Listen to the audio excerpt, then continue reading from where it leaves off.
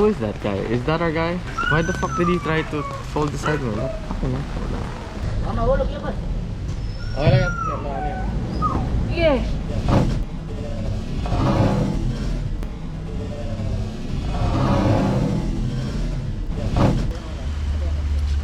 Oh my god, look at that. Look at that. That's how close I am to losing my shit.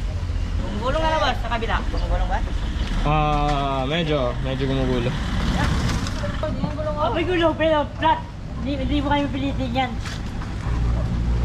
Kasi, you know. 1, 2,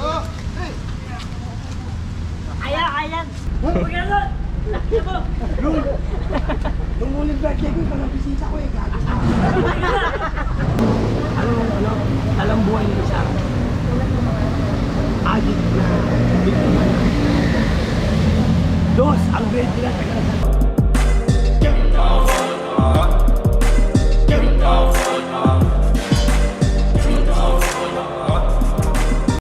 What's up guys, good morning. So today we're doing something special. Very special. It is 10 years in the making, I believe. We wanted this to happen 10 years ago. I'm gonna get wet! No, stop. I dropped my phone. But today is the day that the Mercedes leaves the garage. And that's what it's gonna ride on. What are they doing now? We're pulling it. Ah, talaga? Is it out the gate? Not exactly. Hi, Ma, Lola. Oh, it's moving! So like I said, it's gonna be quite the maneuver for the flatbed truck that we saw outside. So we're having the Innova pull it. It's all 4 wheels are dead. They can't be inflated. Thankfully, they have rollers for the rear. I don't know why they don't have rollers for the front. But it's been sitting here for the last 10 years. I'm gonna get a jacket and I'm also gonna drop my laptop inside because I don't wanna get this thing wet. Thank God I made it. I was supposed to get here 8 o'clock. Oh, it's already moving. I gotta get a jacket and I gotta join the festivity. That is finally getting rid of the Mercedes in the back. Actually, no, we're not getting rid of it. We're having it restored. It's gonna be a big part of our vlog is getting the restoration done of this Mercedes. I don't think it should be done. Parang it's crummy. I don't know. It's gonna be expensive to fix. I know that you can get a W123. That's also the 123. Yan yung tinatawag na 123 dito sa Pilipinas, which is its real model number, no? The W123 Mercedes-Benz. So yeah. Okay, so update. It has fallen off the roller. Wow. So it's quite the sight to see talaga getting out of here. So it's being dragged. Thankfully, we have a lot of lumot in the tiles that are helping the Innova with its fight against friction and gravity.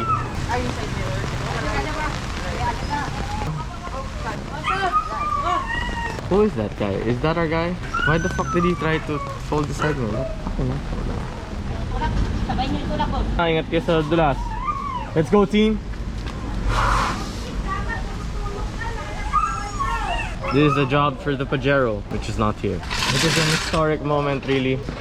A car leaving this gate. It's been 10 years since a car left this gate because frankly, they decided not to put it farther in. They put it smack dab in the middle. Before, we could have a car push into that area of the garden, but they decided to put it smack dab in this area. So yeah, right now they're jacking it up. They realize that they need the rollers installed. The friction is too much for the Innova to be pulling against rubber and concrete. So that is the perfect, I mean not really perfect because asphalt and rubber is better, but compared to the lumot and the bricks, providing a smooth area for the rubber to slide on. Okay. You hear that? You hear that? De, okay lang. Okay lang. You can side mirror, man. And let me just talk to you guys about the clearance issue. That's gonna hit, bro. That's gonna hit. Do we have do we have steering lock? Maybe we can put some opposite lock. Yeah. What are we using to tow? Are we using a cable? A chain? Tulak natin to what? Stop it. Get some help. Ah, tutulak natin. Okay, sige. Sige. I'll help. You know, this would have been easier yesterday. It would have been. Okay, we're here now though. Alam mo, mali yung chinelas ko rin. Mahulog yan, boss. Okay lang yan. Sige. Oh. Did I get that on film? Yeah, I think you did. Sabay ko lang. Oh. Ayun. Yun. So we're getting rotation now on the rear. It needed elbow grease.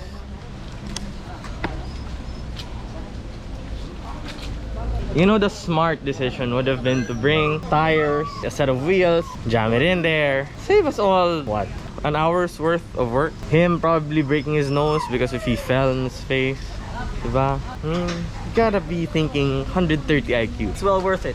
If this gets done, it's well worth it. So where are we going now? They're gonna probably want to pull it that way because this is the road we're exiting. I'm going to grab my umbrella because, you know, you don't want to get sick. So there's a lot of damage on this Mercedes. To start, there's no emblem. The paint, I don't know what the happened to this paint. The trim is missing. Some trim is missing. But yes, it will be the most epic of restoration projects, I believe. So yeah, stay tuned. Please do subscribe to my channel. We're here to give you great motoring content, motorcycling, anything with a motor and without. We will be vlogging as long as you guys like it, as long as you guys find interest, watch it, like it, comment on the videos, then we're going to make content for it. So an interesting thing about the Mercedes W123 is that those tabs that have already rusted out, those are jacking points, so that's pretty good area to jack the car off if it was still solid, which it is not. What they're gonna do now is they're going to twist the roller 90 degrees or towards the angle of how they're gonna be able to pull this car. Yeah, so that's it. That's the angle of the roller that they needed to be. I'm very curious as to the radius of the turn. We don't want to add any damage to the only surviving panel on the car. As you can see, the rear fender is needs some the door needs some the door, driver door. I mean, you can close. Oh my Jesus Christ. The only surviving panels are the ones that are on the front fender. And looking at the turning radius, if that Innova pulls in that angle, we may lose that pristine panel. Actually, I don't know if it's pristine. I haven't looked at it in a long time. Let's go, guys. Okay, so we're doing it all manually. Are we hitting the fender? Let's see. Let's see. Oh my God! Look at that! Look at that! That's how close I am to losing my shit. Gumugulong na. Woohoo! All right. Yun oh. Gumugulong na labas sa kabila. Gumugulong ba? Medyo gumugulo. Ayun na. Those are the rims. That's the rims. Sira na. Well, they're probably gonna need new rims. It's the thing, you know. Is it cost effective to actually restore this? Me personally, no, because you can get one of these in good condition for 100,000 bucks. Right now I think the towing is costing us like 5,000. How much is the towing? Roughly around 5,000 bucks. If you're going to get these aero wheels, which they'll have to probably get in good condition, that's gonna cost you around 20 if they're in good condition. So right off the bat, we're already 20% down the drain. Factor in a few bodywork, actually no, factor in whole bodywork and paint work, then probably better off buying a second-hand. Passion runs deep, and that's what fuels car people. It's the love for the specific car, the want to bring counting cars. The want to bring cars back to its former glory due to sentimental value, I would say. Ano yung green? Ba't green yung loob? Green talaga yan, factory? Hindi, masilya yan. Masilya. Yan ang masilya ng araw. Ge! Tanda lang! Ge! Ge! Ge! Kundi pa! Hindi na lang, tapos sirain natin itong mamaya. In Top Gear, we've seen this moment very often in their big adventures. And whenever they'd find themselves stuck and in need of a tow, similar to this. So we have now the W123 chained to the Innova, which is now smelling of clutch. If Jeremy Clarkson were the one in the Innova. Now, I believe in speed. Power. You try, Andrew. Power and speed solves many things. He would have a saying, and it would be called Power! and he would just go full speed with the towing vehicle. Power! Got him. Well, stop! Yes, that's it! Stop! Thankfully, Kuya is not Jeremy Clarkson, and he's not going full power. So yeah, we're just putting the rollers back onto the rears as Kuya did not want to risk damaging the rim. So that's good on him. Thank you, my guy. Again, it's an additional 20 just to get a good pair of rims. And do you really want to destroy them at this moment? Meron yan. Safer to pull on chains than cables, as with chains, if it snaps, there's just some debris that may hit some people, but you don't have that whiplashing effect of the high tension cables that are often used in 4x4s. Ano na lang? Oop. Oh. Op, op. Ay, Ben! Oh.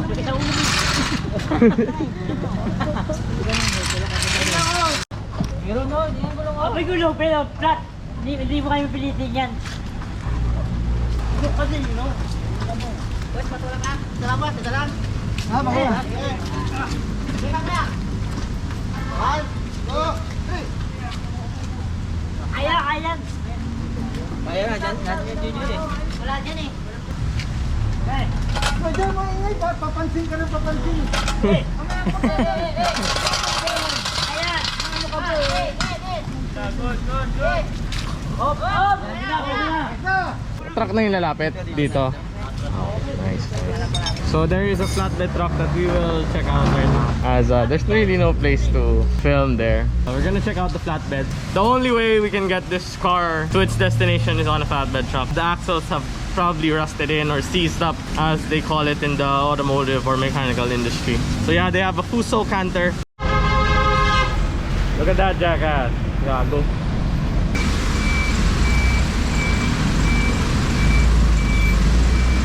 So Janlex Towing Services, please do check them out. Shout out to Janlex Towing Services for having the equipment that we need to pull this car out. Not a good angle for someone that wants to see the car being reversed into. I don't even think that we're gonna be able to get through to the other side. But okay, so we're back on the right side of the action. They've pulled down the ramps. So I'm not sure if this flatbed lowers the rear so that cars can get in much easier. I hope that the winch is able to take the car up that steep ramp, considering it's already seized wheels and lack of air on the tires. So that's the high tension cable that I was talking to you guys about. So the thing about high tension cable is that if it snaps, it will cut people in half. High tension cables. Ooh, remote. Big. So yeah, as you can see, Kuya has a blue remote on his hand. There it is. Very easy for the winch. We have his partner inside the car steering.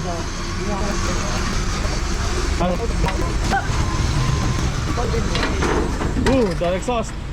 The exhaust is hitting. Kapit. Hindi, okay lang, kunti lang. Kahoy. Are they gonna pull it with the? We're pulling it with the jack. Oh, that's some hardcore shit. Wow, that's a hardcore jack. We have 5 minutes of recording footage left. Hopefully that's enough. I don't think that will. Oh yeah, you can see. That's the jack. It's carrying the weight of the car and it's being pulled. Oh, we have the exhaust now and it jumped off. It jumped off. Nice. Okay na.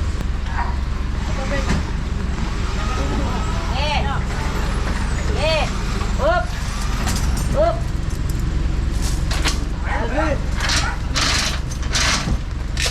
And we have our drum.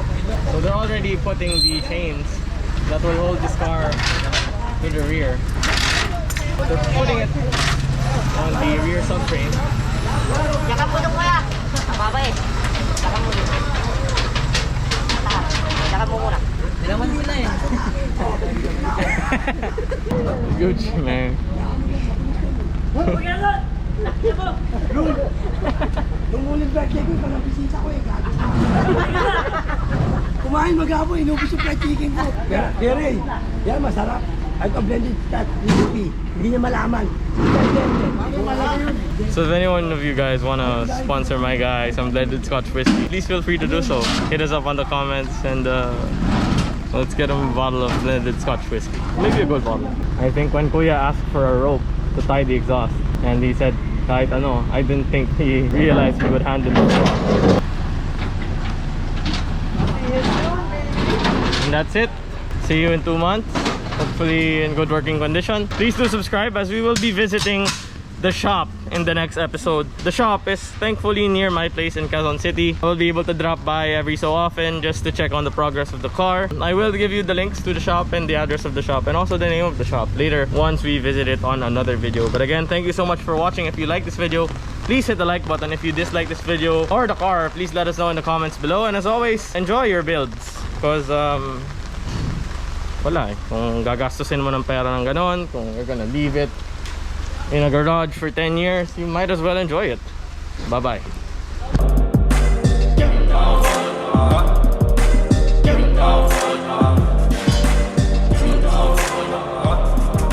They've just about secured the Mercedes onto the back of that flatbed truck. We have our trusty traffic enforcer, traffic custodian. Ha? Nag-vlog ako, may vlog. Alam mo yung YouTube? YouTube. Follow my guy. Ali Abbas. Kalye Kapas. Kuya, sarado, sarado.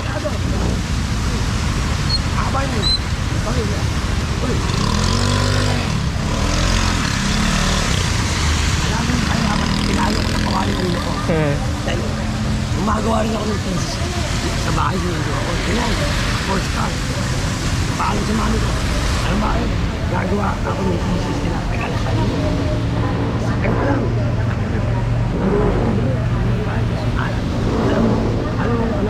Alam buhay nila sa akin. Agit na. Dos, ang grade nila. Tagala sa iyo.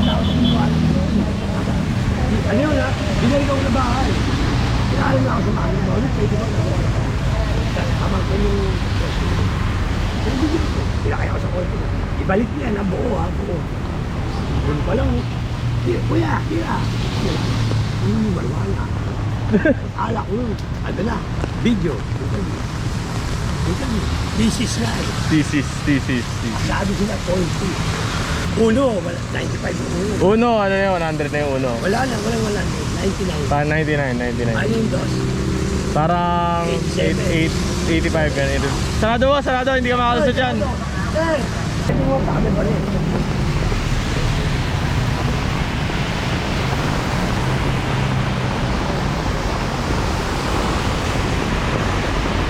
Nagay. Ingat kayo. Thank you very much. Shout out to Janlex Towing Services, Sampaloc, Manila. Bye bye W123. See you in 2 months.